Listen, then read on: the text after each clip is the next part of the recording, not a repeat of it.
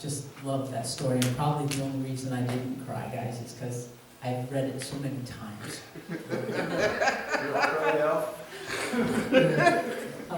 My kids used to, even as teenagers, gather to hear the stories by Max Lucado. He's such a storyteller and draws you in. And isn't it cool that he uses his gift to draw you into the Father's heart? Such, the gospel in a nutshell is that there's nothing we can do. He's done everything. He just wants our hearts. He wants our lives. And I just love that.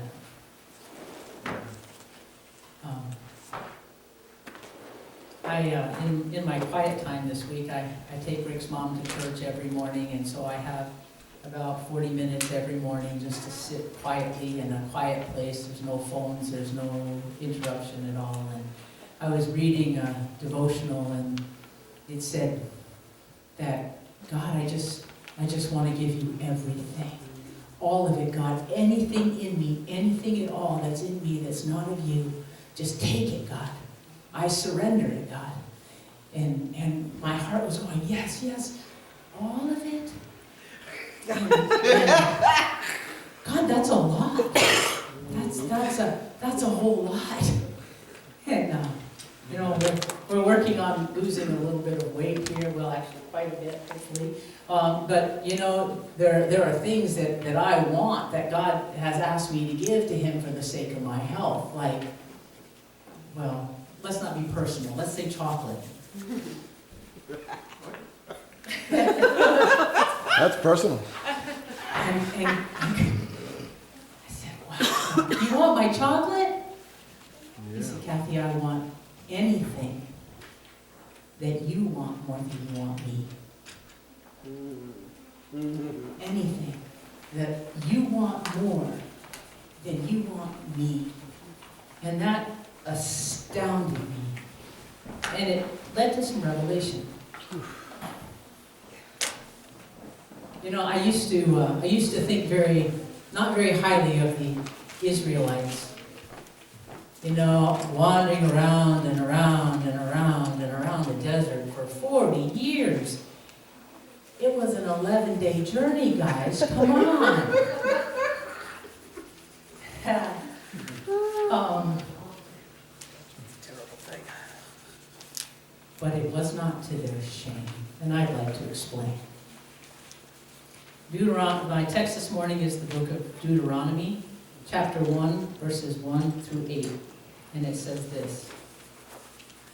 Now these are the words which Moses spoke to all Israel on this side of the Jordan in the wilderness, in the plain opposite Suf, between Paran, Tophel, Laban, Hazeroth, Dizahab.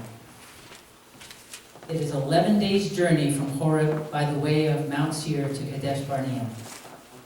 Now it came to pass in the 40th year, in the 11th month, so it wasn't just 40 years, it was 40 years and 11 months. Okay, the first day of the month, that Moses spoke to the children of Israel according to all that the Lord had given him as commandments to them, after he had killed Sihon, king of the Amorites, who dwelt in Heshbon, and Og, the king of Bashan, who dwelt in Ashtaroth and Edrei. On this side of the Jordan, in the land of Moab, Moses began to explain this law, saying, The Lord our God has spoken to us in Horeb, saying, You have dwelt long enough at this mountain. Turn and take your journey, and go to the mountains of the Amorites, to all the neighboring places in the plain, in the mountains and the lowlands, in the south and on the seacoast, to the land of the Canaanites and to Lebanon, as far as the great river, the river Euphrates. See, I have set the land before you. Go in, possess the land which the Lord swore to your fathers, to Abraham, Isaac, and Jacob, to give to them and their descendants after them. This was a turning point. And the Lord is really beginning to speak to me that the church is at a turning point. We are being called to turn from preparation into action. And I don't think that these times are as troublesome as the world wants us to think. Let's not be distracted from what God has called us to. You see, God wanted to use the wilderness to get the stench of slavery off his people. They were used to having everything there. They were used to not depending on God or anybody else. They were slaves. What they got, and what they didn't, they did without, and they lived in a sense of poverty, but they did not live knowing their God. But God gets them out into the wilderness, and he begins to work on them. There was much captivity. Start with the fear they knew at the Red Sea. And they had the army of Egypt behind them, chasing them up against a boundary they could not cross. And they began to cry out against Moses. And God said, Moses, let me show how great I am. And then there was the golden calf when Moses was on the mountain getting the law. And all of a sudden, they couldn't see the one who was leading them. And so again, fear rose up in their heart and confusion. And we have to have something more than what we have this moment. So we'll give us something to focus on. And so idolatry came to a head. You notice that what God is doing is taking these off. Not just revealing the sin, but he's removing it, because there came correction after. And then their refusal to take the land. They went in and they said, we're like grasshoppers in our own sight because of these people. And so fear again and failure to obey. More captivity. And so that generation had to perish in the wilderness. God wasn't being mean. He needed a people of faith to advance into what he was going to do in the land that he was bringing them into. There was no room for fear. And I think of the manna that God provided for them for food. God provided. He said, he wanted to say to them, I am Jehovah Jireh. I'm the one who will provide for you. Take only what you need for this day. Made me think of toilet paper. They took what they needed for that day, but then they took extra, thinking that they were going to keep it, thinking that, we don't know much about trusting God, but we can trust what we can see. Yep. And so they took the manna, and they kept it, and what happened? It rotted. It was rotted. It was full of worms. It was, our own provision is never enough, and it's not right. They took what they could see. Their obedience was hinged on their ability to see how the provision was coming, rather than trusting God for their every need. And from a human standpoint, I found myself kind of feeling for God's heart, His people. All he wanted them to do was to follow him. And here they are, struggling to walk with him, struggling to trust in him, struggling so much with lordship. That's kind of our struggle as well, isn't it? Isn't it? Yes. I think sometimes we feel like we have to know that it's there in order to be able to give it. God says, oh, that person over there, they need $100. Wait a minute, God, I got to figure out my budget and see if I can afford to do that first.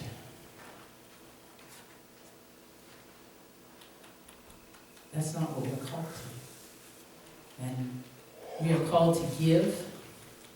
When he says give, we're called to trust, because we cannot trust ourselves. The consequences of trusting ourselves and trusting our own provision is a lot of what you see going on in the world around you right now. I mean, I was supposed to, before this all came to a head, I was supposed to preach this message 3 weeks ago. Well, I thought I was. And then God just took over a couple of services in between time, and wasn't that funny?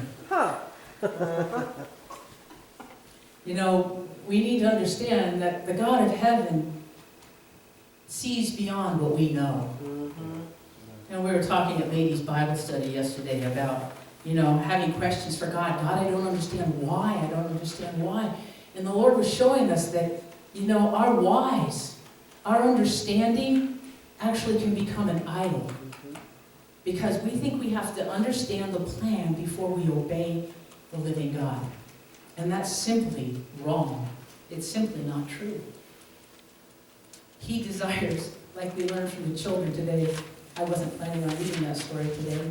He desires our worship and our relationship with us so much that He's willing, just like with the Israelites, to put up with our foibles and folly, to put up with our stumbling, to bring us into Him, to bring us into knowing Him, to bring us into relationship. And so,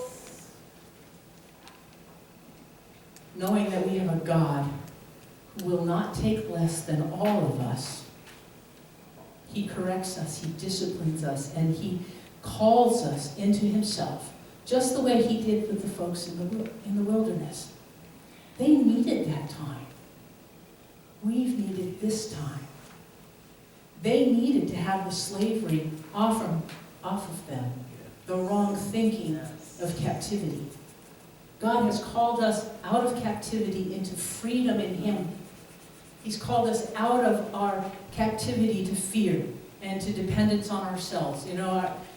People often brag on the Adirondacks about us being a staunch, independent people. Well, that's not a good thing. We are called to interdependence on the body and on the head of the body, the Lord Jesus, and there is nothing short of that. So He calls us and He corrects us, and each day, every day, we encounter times where God says, well, will you trust me?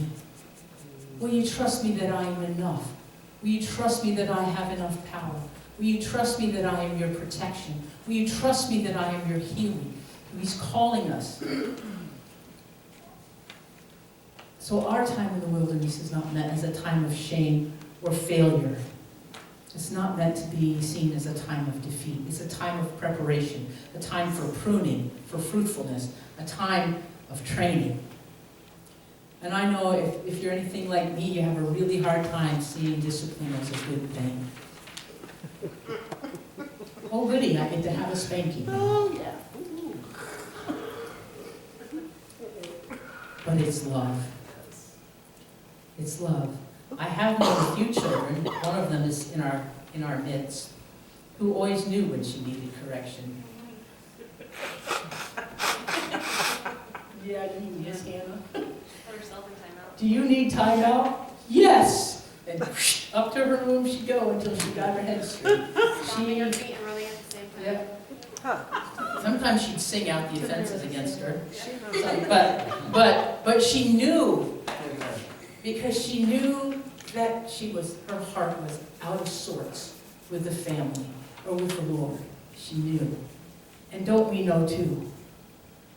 We need that discipline of the Lord. So when he is speaking to you and He says, oh, give $100 to that person over there, or, Kathy, lay off the chocolate this week. It's not because God needs my money. It's not because God needs the chocolate. He needs His word and His voice to be the most important thing. The most important thing to us. Just like that little girl at the gate who just wanted to sit at the traveler's feet. That's what He wants. It's not even hard. We make it hard with our fear that He wants to take from us. With our control that is really just a mirage anyway. The good news is that His hand is leading us in the wilderness, just like it led the Israelites. He knows when is enough, and we can trust Him with that. He knows that there is a beginning and that there is an end to the wilderness. And He knows that when, and it's up to Him to tell us. We get to cooperate with Him if we choose. I remember one of my favorite stories from Graham Cook was him talking about how hard it is to die. And then he didn't die quietly. He moaned and groaned and complained about it so that one of his friends stopped him and said, Graham, would you stop? I know you have to die, and I know it's hard to die, but would you stop your screaming? We don't like to die, but dying is what we need to do. He will lead us in, and he will lead us out, but we have to follow him, because we can get lost in the wilderness. I've been lost in the world. Our response needs to be taken on, Lord. One thing at a time. He's not going to, in Elijah's house, we often deal with people who are wanting to give up anger, or wanting to give up shame, or wanting to give up, and just, they're afraid they aren't going to know who they are when it's gone. But God is going to redefine us as we take a step, and that next step, and that next step, so that we are becoming who he made us to be. He will take it, but he takes it a step at a time, because he's not out to destroy us. He's out to build us. He's not out to crush us. He's out to create us. And that is what he is asking us to do, to step in, to turn, and take our journey with him. I don't know where all of you are this morning in your journey with him.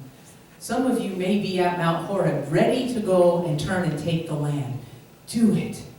Turn and say, God, whatever it is, you have it all. I'm completely surrendered. Some of you may be at the back of the pack in the wilderness with the Israelites and saying, God, I think I need one more lap. I've had a friend that every time she came up against something and she failed at a trial, she says, well, I guess we're taking another lap. The thing is, God knows what it's going to take to bring us to the place of complete surrender, and that's what he's after. Know that your God is patient and he is holy.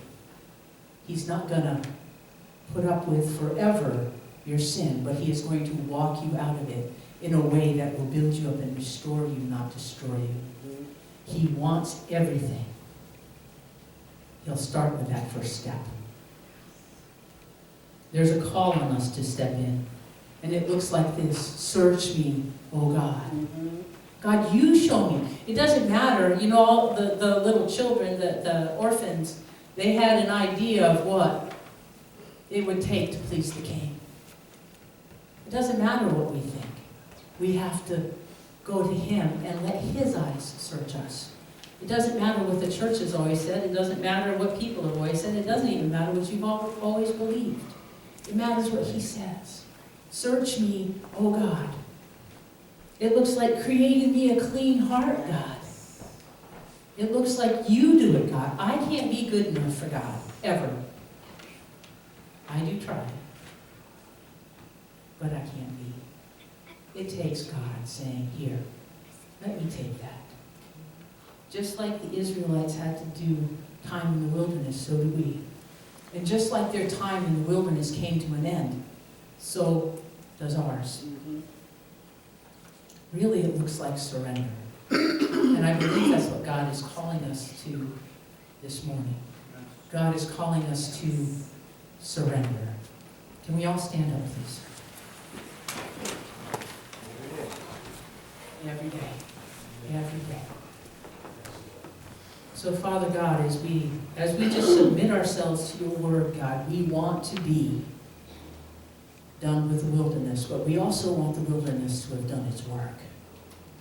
So, God, in every way, in any way that we continue to think we know best, God, bring us to that place of surrender. Bring us to that place of, God, only you know best, and we will do it your way. Because, God, you are raising up an army to take the land. And we are that army. Thank you for what you're doing.